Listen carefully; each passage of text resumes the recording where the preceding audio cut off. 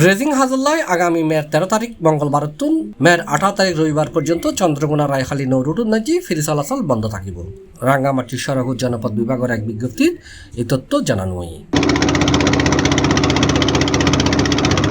বিষয় নিশ্চিত করি সহজ রাঙ্গামাটি নির্বাহী প্রকৌশলী সবুজ চাকমা এবং ফেরির ইনচার্জ মোহাম্মদ শাহজাহানে হই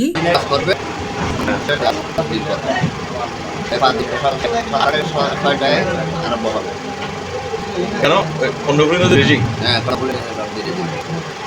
ড্রেজিং হবে নাকি ফেরি মেরা হবে?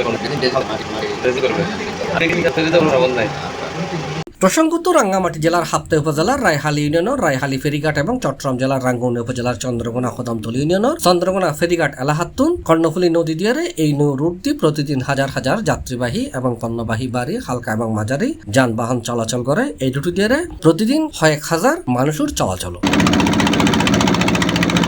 C+ TV Chittagong.